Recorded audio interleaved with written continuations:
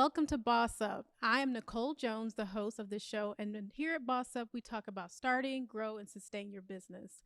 Today, I have a special guest with me. He is a serial entrepreneur. He has multiple businesses throughout Atlanta, and today we just want to discuss how do you manage, grow, and sustain multiple businesses in your business.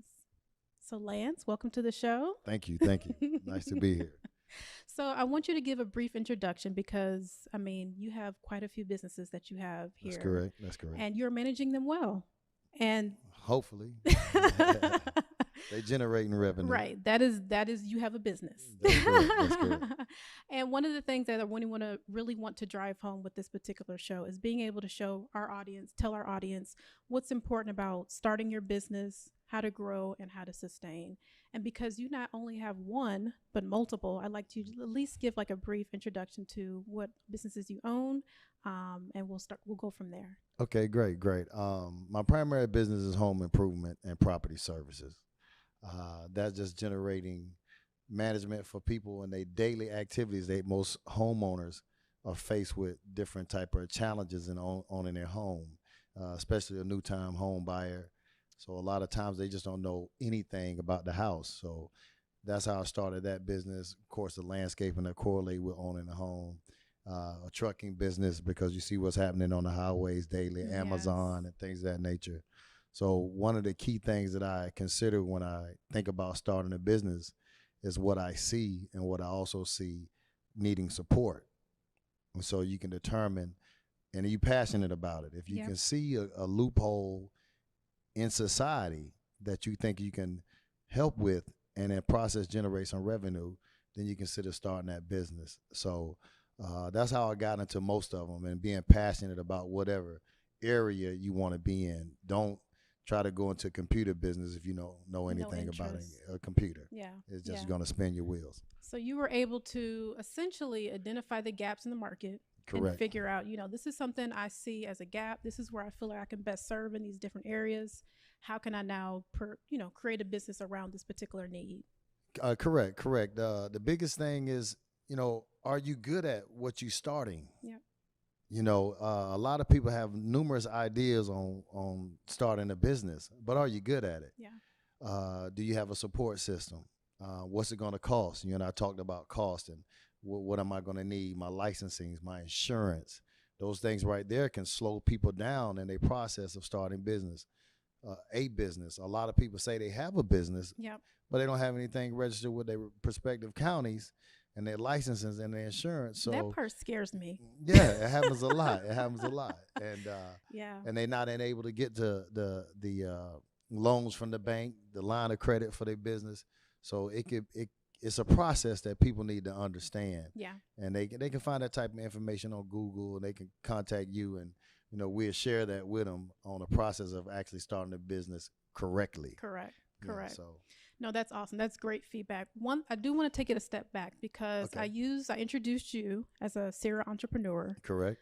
Some people that are listening to this show may not know what that actually is. So I'm going to, because we hear the term entrepreneur so often, we That's know, correct. okay, that means you are a business owner, you're self employed, or you might be working a 9 to 5 still with a business on the side, working as an entrepreneur. That's correct. All those apply. Serial entrepreneur means you have multiple entrepreneurial businesses. That's correct. You discussed, a few of those. How many do you have in total? How about five? Five. About five different ways Five. that I make money. Yes, yes. When you describe them, you start off again. I start off with the home improvement, so that's one. I love to go to sports, so I decided to start a ticket broking. That's two. Then I was doing the landscaping and property management. So as society grew with the Airbnb, guess what? More people were turning their rental properties into Airbnb. So that grew. And then as of recently, as a month and a half ago, my brother and I just started a Logistical Solutions, which is a transportation company. Wow. So again, because we see a gap in the market and we just trying to get in there. Fit So in.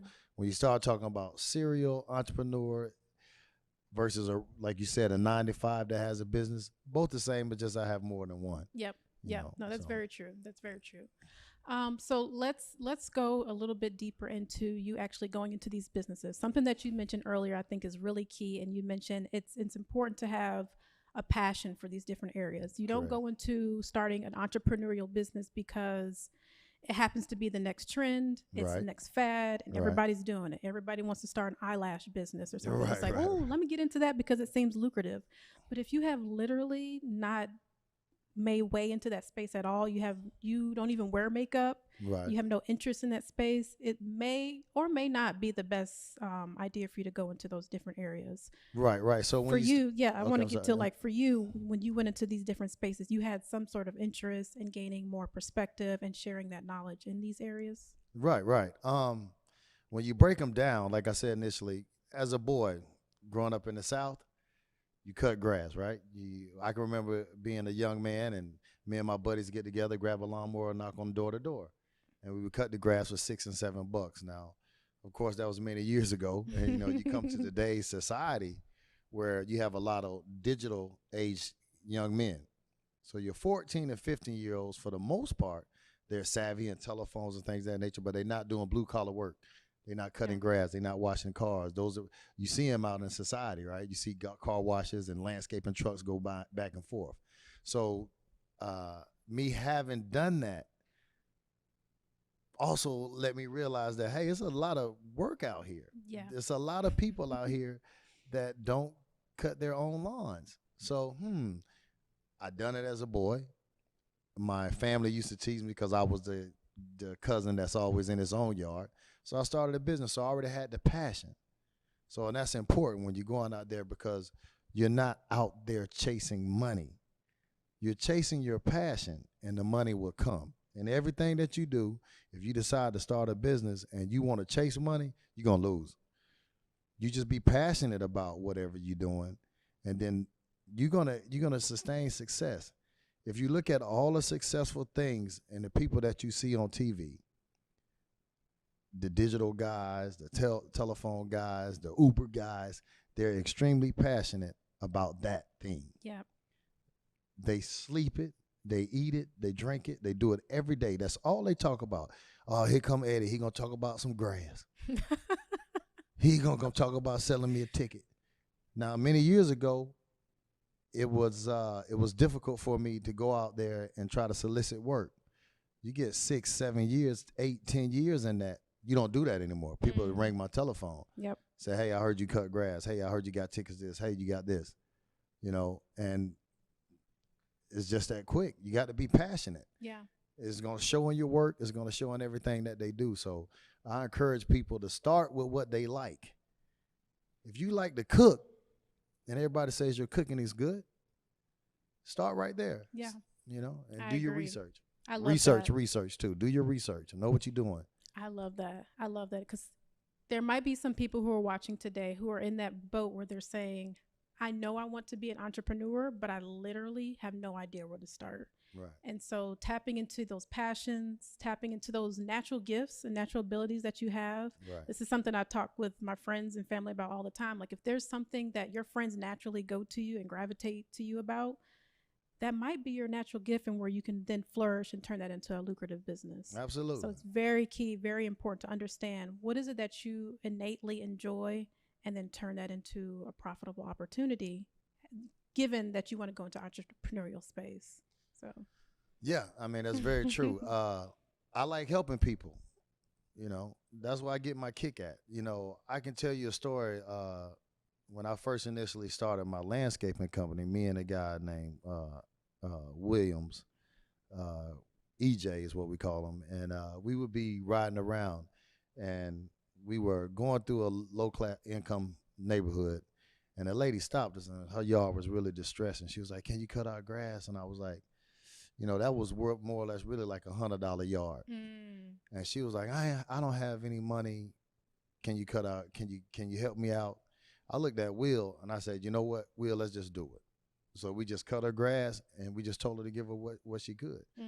She gave us like $10 or $15, but we attained more money in spirit than we did with tangible cash, because when we left, she was happy. Yep. And then of course your blessings are going to follow Yes. follow that pattern. But true to business form, that's a great passionate story, but in some cases it's not something that I would advise in a business capacity, because I spent money to do that. Yep.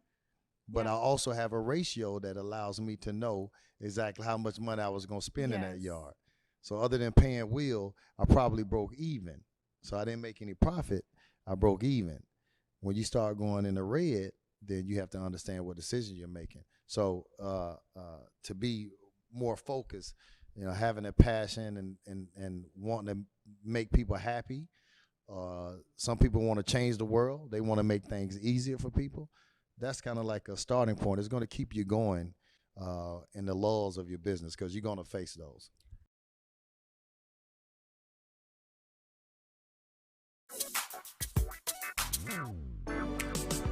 What you're looking for, you can find it here on the whole TV. What you're looking for, what you're looking for, you can find it here on the whole TV. What you're looking for, whoa. Welcome to the whole TV. Freedom. It's at the core of who we are. The freedom to live without fear, to jog where we please, to wear a hoodie. The freedom to breathe. Before we celebrate the freedom most Americans have, we must fight for the freedom all Americans deserve. Because all lives can't matter until Black lives matter.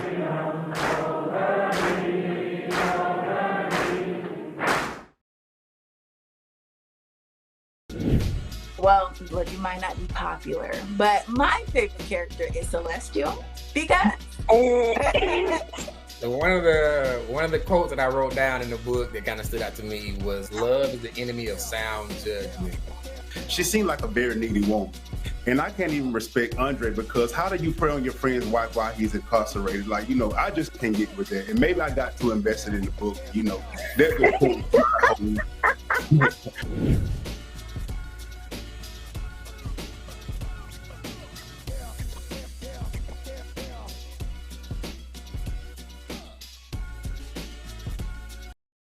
I love that story. That's perfect. It's a great segue into, I want to talk more about the financial piece in business and how to operate that. But what you just spoke to essentially gives weight to if the old saying, if you were to actually do something for free, what would that actually be? That was somewhat in the same reign of, this is what I would do because I passionately enjoy helping people and what I do in terms of landscaping. Right. Something that's really key, that what you just said, was the ratio. You knew this lady, she didn't necessarily have the funds to contribute the $100 for landscaping, which is what I would typically charge. However, it was the giving aspect, but you also, from a business sense, knew I had enough capacity to do this based on what she could give me. Correct. You knew your numbers, essentially, is what it boils down to. How do you, as a serial entrepreneur, balance multiple businesses and the financial piece across all of those? Well, you do your research. You stay current on trending pricing fluctuation. Like with the transportation business, know how diesel costing you per mile, so forth and so on. If you're baking cakes, how much your eggs cost, how many eggs you need per cake. Yep. And you break that down all the way to the lowest level. There's no level lower. If it costs a penny and you pay a penny every week, you need to have that 4 cents on your monthly finance document. You can't go wrong with that. And so when you're starting a business, it's important to know because so many times, depending on like in home improvement area, you want to do well. I give you a live example. When you start talking about budgeting, you have a gentleman that works for you. His typical pay might range from $150 to $200 a day. You got a job that's going to take you 3 days. His pay is $246. Whatever you quote that lady or that gentleman, it's got to be more than $600 because you already know you're going to pay $246 to this gentleman. Exactly. Got to bake in that margin, essentially. Right. So when you're breaking down your business costs, you know exactly where you need to be, where your business needs to sustain. If you had to go on a percentage, I would tell people the business and myself are going to take half. The employees are going to take the other half. So out my half, the business fluctuates. Sometimes the business might take my whole half. you know, if you running something with expensive equipment, and your equipment goes down, you're gonna lose your whole half. But if you run good, then you take care of your stuff. It should be at the end of the day, you should start looking at about just that: a 30% going to your employees, a 30% going to yourself, 40% going to the business. Even though it breaks down at 50 and 50, the pendulum is gonna swing a little bit, but you controlling that. So you got to know your finances when it comes to your business. No, that's so key. Very critical because it shows if you actually have growth in your business. You could be running your business for 5 years, but if you don't know your numbers, you could literally be running into the ground. Right. I think another natural question behind that is what tool? Oh, go ahead. Just keep in mind, the IRS is tracking you. Yeah. And they only have to gonna know. let you. And they want, when you say for 4 or 5 years, they only going to let you lose for 5 years. Yeah. You Yep. know, If you're not generating income, if yes. you're not generating income, Yes. you got a limit. See, that's things that people need to research. Yes. So when you do your taxes and you're saying, "Oh, I spent 50,000, made 50,000, so I didn't make any money," you got about 5 years to get that together, and they're gonna come knocking on your door. Great point. So, Great point. But I'm sorry. No, go ahead. That was good. That was a good added input because speaking of tracking, what tools and resources do you use to help manage multiple businesses in the financial space? I mean, you know, depending on the type of business you have, it's going to dictate that. You know, whether people want to use. I don't want to be a advocate for a platform or something like that, but you got several different, you know, QuickBooks type programming that you can put on your computers that'll manage your finances. Mm-hmm. Your personnel, you got you got companies, again, I won't say the names, but you got companies that you can solicit and pay them a fee. They'll take care of your payroll. They take care of all that for you. The management, invoicing, just depending on how your business is growing. And of course, I encourage that. Yep. Because it can get to the point where it's overwhelming. One of the challenges that a lot of limited liability companies faced during this pandemic was that they weren't entitled to some of the revenue that was given out. The PPPs and things of that nature, they were missed initially because they didn't have a financing agency that was turning their paperwork in. Of course, the government came back and revamped it, and of course, they were able to get some help for their payroll. But using those type of organizations ensures a lot of times that you're going to be qualified. Exactly. You know, if you don't have a business account, you're not going to get a business line of credit. You have to. Most people don't check those boxes. They start a business, they make a few $100s here and there, and they think they're off to the races. You got to show the big boys with the money that you're making money, so they can give you more money, so you can make more money. Don't forget what we're doing here. Yeah. We're trying to build something. When you get past the passion, when you get past the love you like for doing whatever you're gonna do, you got to make the money. You got to get that ball rolling. In order to do that, you got to follow the guidelines that they have.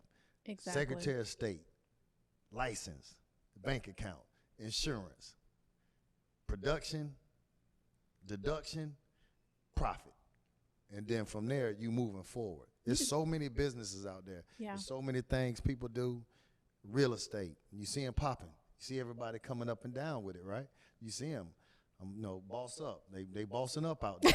But they sometimes you see them going around it, pop-up shops, the latest trend, which is great. That is, yeah. You see all these different things. What does your paperwork look like? Yeah.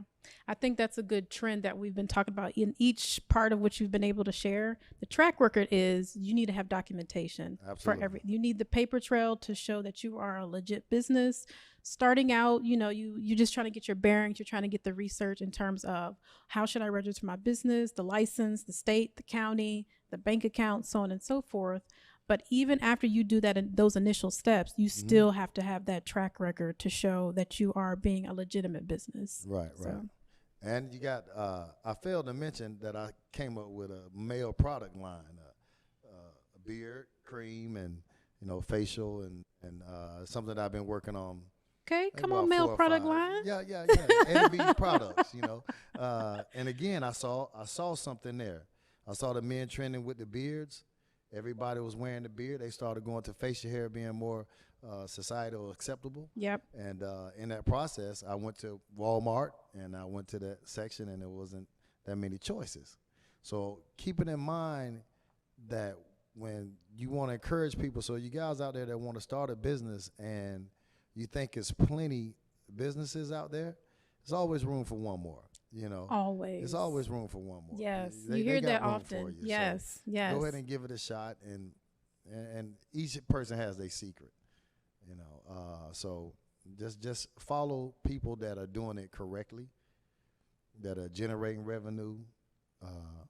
Don't follow somebody off a cliff. YouTube is a great source for whatever business. And I tell you another thing, I will actually go on YouTube. See, if a person say they want to own a business or do something, they want to be this way and that way, and they're not doing their research, don't even talk to them. You can start with YouTube, hours upon hours on each subject. 2 nights ago, I'm looking at transportation videos. I'm watching the guy drive a truck across the country. Yeah, In awe. yeah, just watching. That's what they call YouTube University, because Yeah. you literally use it as your crash course into what yeah. you're trying to get you got into. to do that. So something I want to take it back a little bit. Something Okay. you mentioned earlier when we were talking about the employees being Right. able to have that team behind you, that support system. I think is what number you one said asset. specifically. How did you begin to band together the support Okay. system across your business? Because I think there's one thing to want to start a business, get that situated and set that foundation. Then the second part is, who is it that I can trust to help me in building and growing this business? How did you go about doing that? Okay, well, the truth of the matter is that's always ongoing. It never stops. You get immune to it. You get a shell that you're defensive to. Just trust, and you start pulling in your baby. To help people out, I would give you this: you're never going to find yourself. Your right hand man, your CEO, whoever you identify, he's never going to be you, because he's not the owner of the company. You're the owner of the company. So that decreases your expectations. Also keeps you alert that no matter who I hire, they're not going to do it like I will. So you're a little bit more lenient, but more alert. He's not going to go the extra mile. Everything's serious. To him, you lose a customer cutting grass. Oh, I just lost $50. To me, as a business owner, I'm saying, yeah, but I cut a yard twice a month for 9 months. You lost $50. I lost 900. You know, but he's not me, so why would he think that way? So when you go to the personnel management piece, you know, it's America. It's up and down. You know, you have a guy, he here, next week he gone. You don't linger on it too much. What you focus on is the treatment of those people. You try to treat them fair,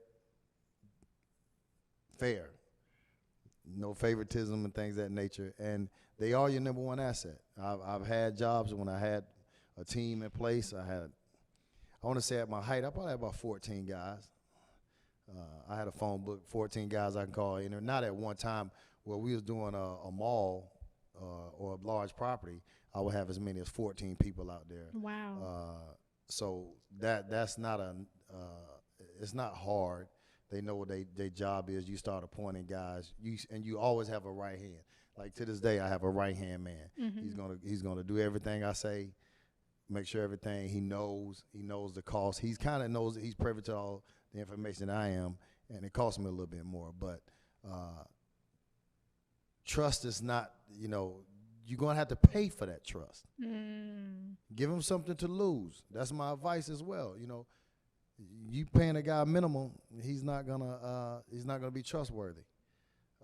Family, husbands and wives, they great secretaries when you start off. Whether male, you know, whoever owned the business, somebody can do your paperwork when you're starting. Sons and daughters, support system, aunts, uncles, grandmother, grandfather, friends. Hey, I'm baking cakes. Everybody order a cake. Tell somebody, and then that person tells somebody. Right. And, you know, right. so personnel, marketing, all that goes hand in hand. But depending on your business, you hire them as you need them.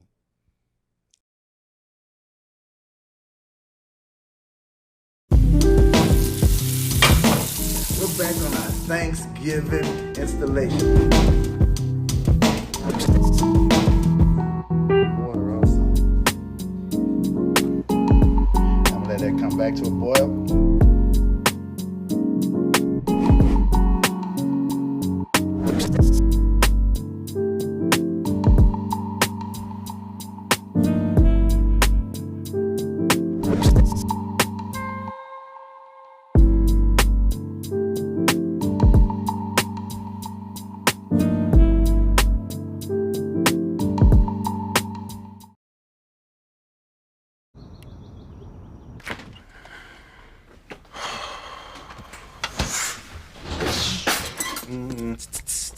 If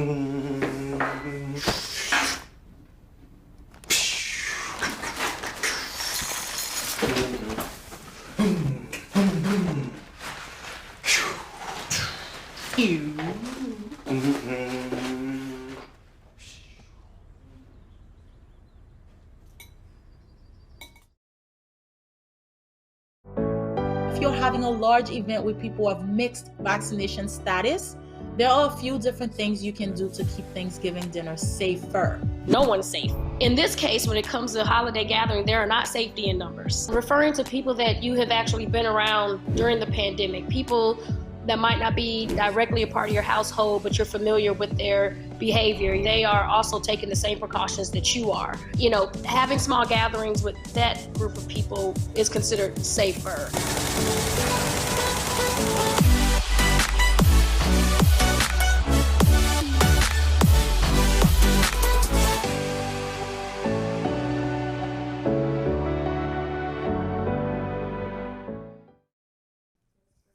So I think the key point that I took away from that was just to be fair, right. because you want these people for the long haul, to be there for quite some time. There's not a lot of turnover in your business, so you want to treat them. You want to keep the financial aspect top of mind because it is your business and you want it to be lucrative. But however, you want to also know that this is a human to human interaction. These are people that they're not just robots working for me. These are people who have lives, they have families, so I want to treat them as such. So I know if I'm able to connect with them in that way, they're in it with me for the long haul, considering they don't want to move up to different opportunities. Well, yeah, that's an accurate statement. Depending on the businesses that we have, let's just talk about some of the common business that we see in urban America. We see hair salons, barbershops, car washes, mechanic shops, tire shops that are owned by us. When I've learned that me having a guy long term is probably unlikely, and I've accepted that. But also what role I've placed is I want him to start his own. I love that. So keep in mind that my right-hand man, he might make 40 to 45 or maybe even a 50,000 a year. But that's capping me out as the money as I generate. He's putting me, I'm paying him out. You're the boss. So it's like, hey, this is where at 55 I can replace you. So you kind of grooming them to a point that if they have a go-getter attitude, keep that in mind as well too. If they have a go-getter attitude, then you want to make sure you have given him the tools to start a business. And I've done that. So I've got guys that run their own trucks and things of that nature, and they call me up. Hey, I'm in a jam. Come get me out of the jam. Or I might call them up. I'm in a jam. Where you at? Because you had a relationship and you gave him mentorship. Even though he's not your right hand anymore, he's out there and he's established his own business. And that's what you want to do. You don't, especially in our community, smaller businesses, it's very difficult. If we all fortunate, depending on the business you grow. Yes. Again, the type of business, know what your business can do. Hair. I got a cousin, Ebony. Shout out Ebony Chanel. She's doing really good.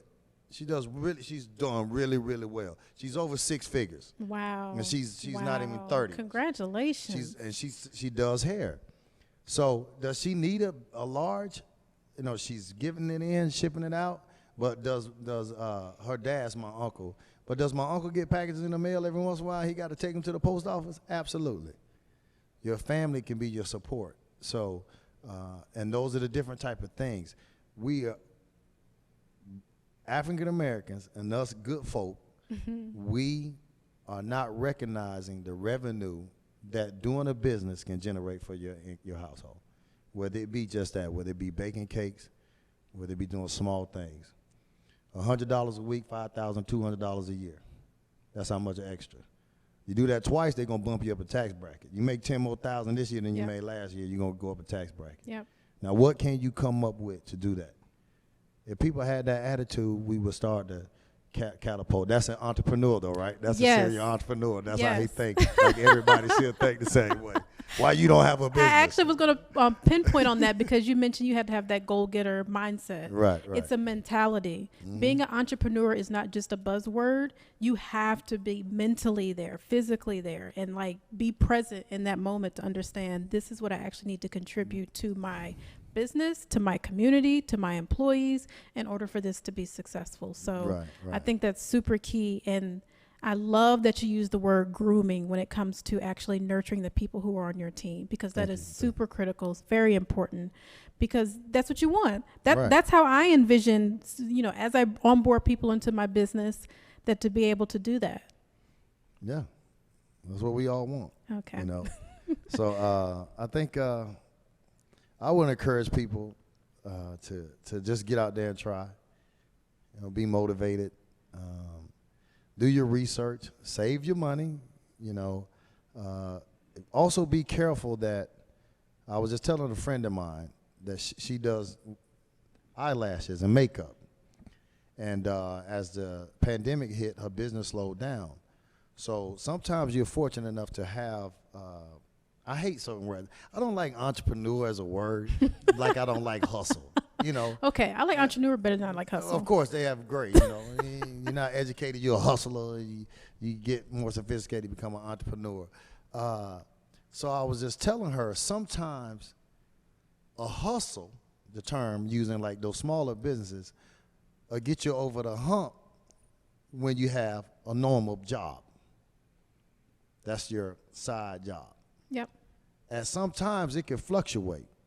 So a piece of advice for the people that really want to start, if you work at a business, a company, and you want to start your business, make sure before you jump off the cliff that once might be seen successful, that was really just doing it. You got As a a side 500 hustle. guarantee coming in, and now you got a 200. Be careful. Yep. Just be careful. But it's also a great way to increase your lifestyle. I'm not saying that your business is going to be in everybody's house, nothing like that. I'm not saying that you're going to fail either, but it's your lifestyle change. It's being able to take your kids, get them something on Christmas, take them to Disney World once a year. That's all you're trying to do initially. Okay. We'll talk about getting to the big bucks on another episode, but initially you're generating positive revenue and you get happy and motivated, and you're fulfilling your internal dreams. Entrepreneurship. I love it. A guy who really, really wants to make business and make a little revenue. That's a real entrepreneur. It's not hard for him. It might be hard for somebody else, but not him. He gonna go do whatever. I love it, Lance. Thank you. You left the people with some advice. Like, that's homework for everybody who's at home, able to take that advice from Lance. I appreciate you being here, being so open with all your business, your advice, your tips. I think this is something that people can really take home with them, use as homework. Think about, how does that now apply to my business? How does that apply to me actually being an entrepreneur? Right. And what does that look like? What are some things that I had not considered? So thank you. I appreciate you being here. Thank you guys for watching Boss Up, and stay tuned for the next episode.